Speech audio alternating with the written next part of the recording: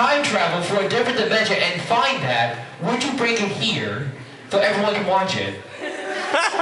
Yes! What's not to like, yeah. Mr. Bean. Right here. Hi, I was wondering what it would be like, would you... I'm gonna get stops. He's a moderator, he's doing moderating, look, he's doing moderating gestures now. How would you have felt about playing the master in the movie? And Eric, how would you have felt if you played the doctor? Oh, yeah.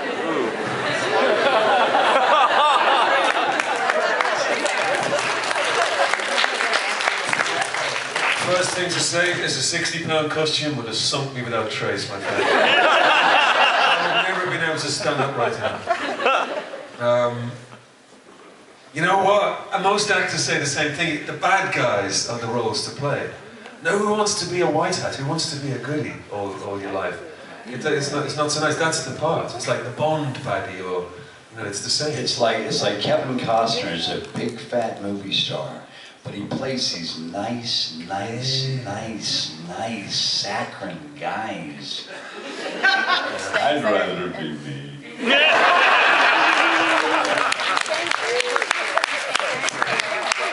There's the answer. We have a question from this gentleman here in the Fifth Doctor costume. So I'm going to hand the mic down to you. Okay, can you hear me? Yes. Yeah. So as we were talking into this. Now, They can hear you at National. now I got to ask a question. I know Eric had a very uncomfortable costume at the end of the movie. And I know you hated the wig. I have to ask, what did you do with the wig when the movie was over? It was ripped from my skull. And put straight into a box. Everything is boxed because we might have gone to a series, so everything was kind of. And I think as well, because what I wanted to happen was that I was going to ceremoniously burn it. Like my blazer from school when I was 16. That's what we all did in the schoolyard. I thought, when this finishes, that's what I'm going to do. That's going to be the first thing that goes up in flames. And up in flames it would have gone, let me tell you. This thing was like plastic. Anyway. It's in a box, it's still in a box somewhere. Oh, wow. Well, I expect to see it at one of these shows one year. I fully expect to see it. Someone's going to find it on eBay or something and show it to me. And make me wear it again. There's a sense of inevitability about that. All right, this gentleman on the end has a question. As actors, do you find it more challenging being in a big production where a lot of money is put into it, or a kind of more like an independent film where you know that your acting is going to be the key to the film? Which do you feel more pressure at? Well, when you're in a small production, it's on the actor, and when you're in a big production, it's on the production. So it's a lot less pressure on me in a big production. In a small production, it's on you. Does that make sense? Yeah. One over there. Yeah, we have a girl back here in the corner. I'm coming. Yay. I wanted to ask, since we're all major Doctor Who fans, what are your favorite series that you fell in love with, that you fan about, that you enjoy having, each of you, that you just got to watch every season? Friends. That show is good every week. Good script, good acting every week. Bless their heart. I think... No, sorry, go ahead. Sorry. It's all right.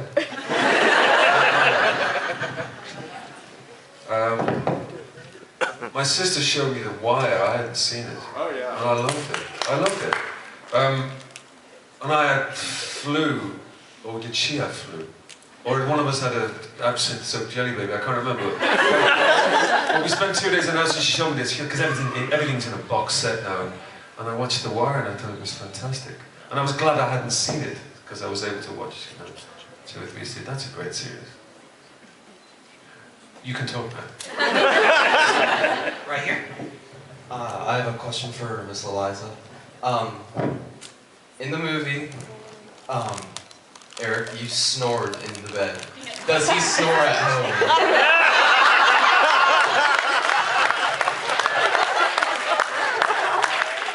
All right, since we're disclosing all this stuff that we're not supposed to be talking about, he was actually imitating me because I fell asleep during that scene. And some of you have been here before. True story. Completely fell asleep. And the director thought it was brilliant until he realized that I wasn't waking up for my cue. And I guess I was snoring lightly. And Eric thought, aha, since I'm playing Bruce, the normal guy here for a few minutes in the transition, let me do a normal guy thing. And yes, he snores. He sure does. Actually, 2 questions. So 1, if you find that wig, you come back here, will you burn it in front of us? Fire. Yeah, I will.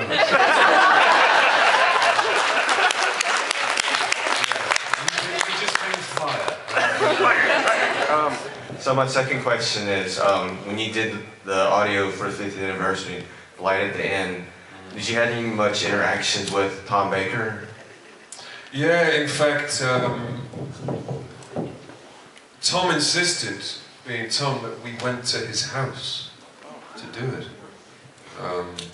It's very eccentric, Tom. And, he said, yeah, and he said that was his condition for doing it. He said, I'll do it, but you got to come to my house. And so we all jumped on a train and went down to Tunbridge Wells. And I thought he was great. And you know what was the most endearing thing about it? Is that he was nervous. Which is something, maybe that doesn't surprise you, but it surprised me. Because otherwise he's a kind of imperious character, Tom, and he tends to dominate every room that he's in. But when we were doing it, he was really keen to see that it worked, and everything he did worked, and I liked that. He wanted it to be good, you know. Well, I liked the interaction with you two in the story. I thought that was a really good chemistry. It was great to work with. It was a real honor. Yeah, you almost worked with him even sooner because at one point it was mooted that the doctor you would regenerate from wouldn't be Sylvester, it would have been Tom. I didn't hear that. I didn't know that, but that would have been cool. Yeah, it was muted at one stage, and then they decided that despite already making you half human, they didn't want to destroy continuity any more than they already had. I have a new favorite Doctor Who t-shirt I've seen here today. My boyfriend is a Time Lord.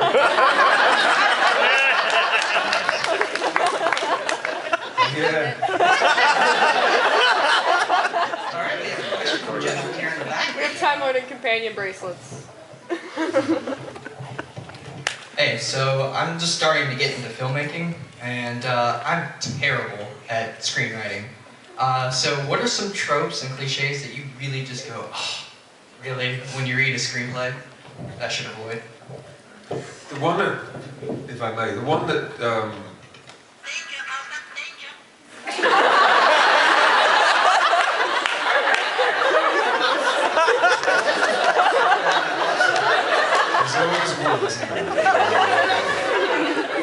Bugger! you know, the one that actually pisses me off the most when I read a script is that when, and this is why a lot of actors over the years get good at like discerning whether it's a decent script or not a good one within 5 or 10 pages, is just simply character delineation. Most characters you read in a bad script sound like they came from the same mother and father, though they may never have met.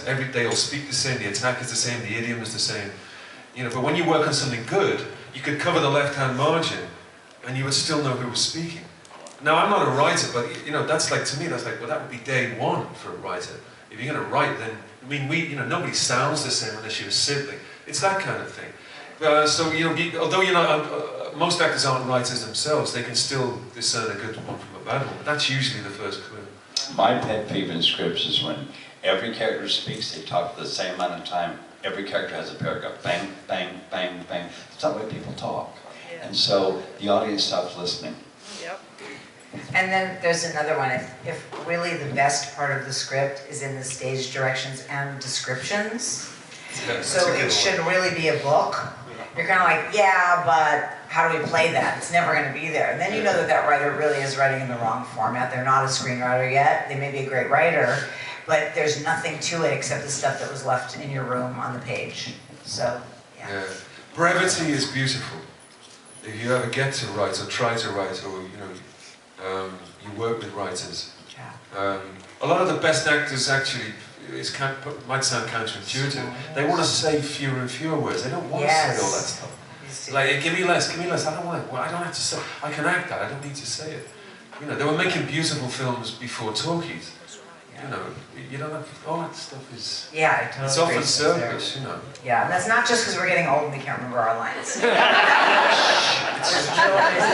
can make films without being a writer. Some writers don't go further than writing, and some filmmakers don't write, and it's okay. Have the three of you ever been tempted to turn your hand to writing? She's a writer, and she comes from writers. Her mom wrote and produced and directed the Lucy series, a bunch of those, and All in the Family, and Dick Van Dyke, a bunch of shows. And her dad was David Rayfield. He wrote Through Gates of Condor, Out of Africa, The Way We Were, blah, blah, blah. So she comes from writers. I come from rednecks.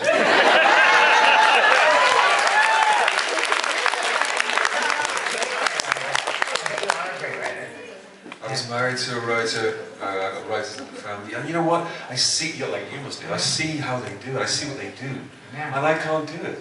It's a hard sport. It is, and lonely. But you could rewrite probably. I mean, can you, if you're doing a scene, don't you have a better way to say it sometimes? Yeah, but I think that's a slightly different skill. But the mechanics of writing, I know because one time, when I was a lot younger, I said, I really would love to try writing. I must have been really, I was with a writer, and he said, come here. He grabbed me, and he sat me down. He said, okay, here's what I do for a living. He said, I'm going to try it on you. And we wrote a little thing, and he said, 100 words. He said, now make it 1,000. Now make it 300. He said, there's that mechanical stuff. Couldn't do it. That's what writers do. Writers are, are technicians as well as artists. And they're alone. They're alone. It's a spirit thing. Yeah. Anyway, I'm under no illusions. But some of that is a kind of a genetic gift. Like my son, who's a songwriter and performer, and you can find him on Eric's site. Very prolific, Keaton, Keaton. Yeah. So his writing is very similar in nature to his grandfather's screenwriting. Like, it's stunning sometimes, just that the poetry is really similar, and one of them writes songs, the other one wrote scripts. And they did not have that much interaction with each other in their whole lives, but there's something that just shows up. And they're both lady killers. So it's kind of fascinating. that is true. Not in the way you're a lady killer, since you killed me in Doctor Who. All right, this gentleman here has a question. Quick one. How did the Five-ish Doctors come about? Was that really Peter Davison wrote that, or did the BBC drive that? Completely Peter Davison. Yeah. Eventually, he pulled a similar stunt off before, which they'd liked and they'd screened.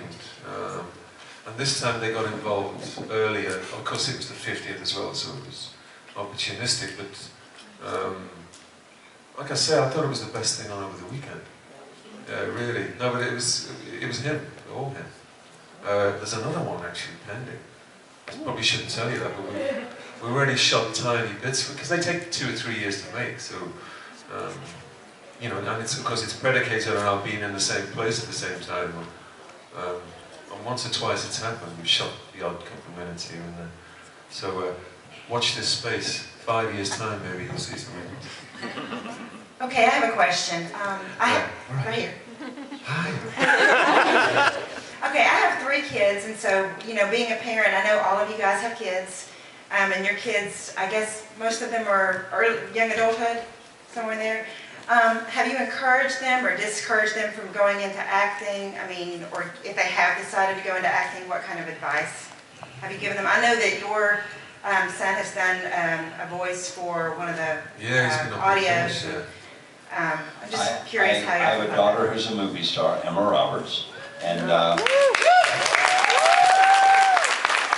have a son who's a rock and roll star, Keaton Simons, and I have another daughter who's a cuisine chef on Drum Catering Company. They're all very successful, and all I do is get out of the way, literally.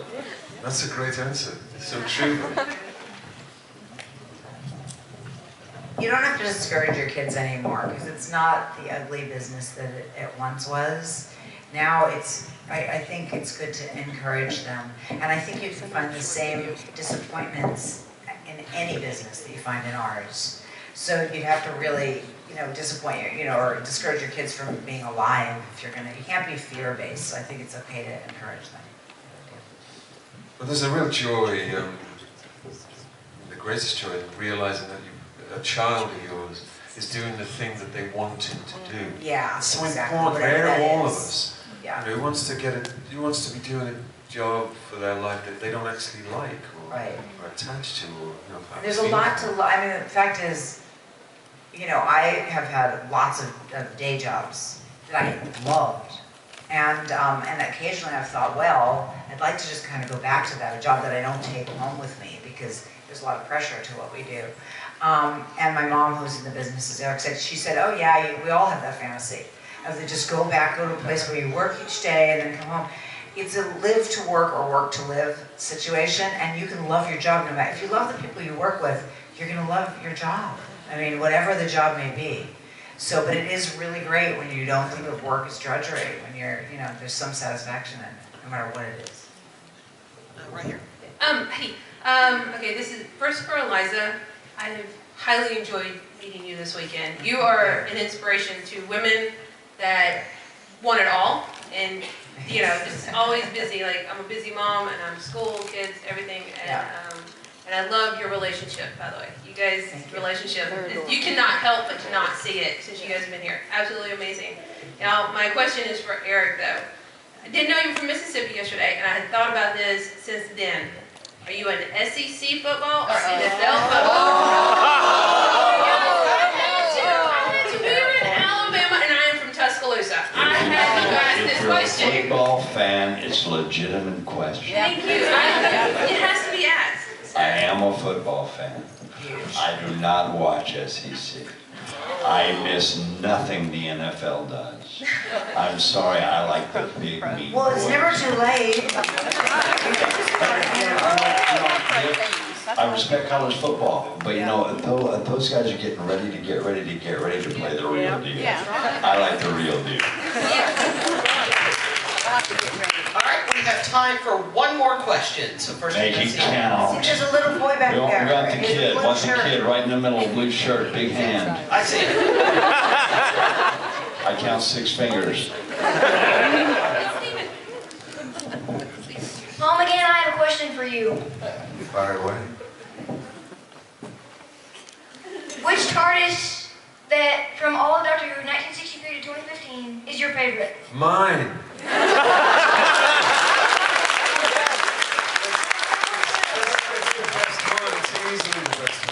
And of course, when we got to make the movie, I mean, CGI was what it was in those days, but for the most part, they had to build that thing.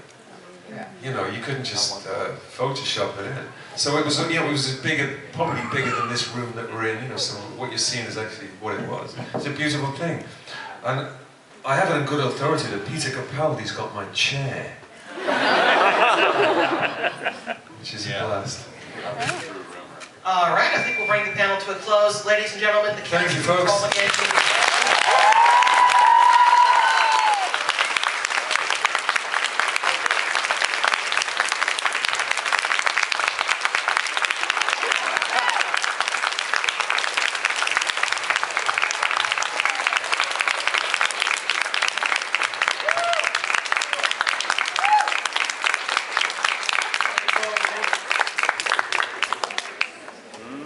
Cheers.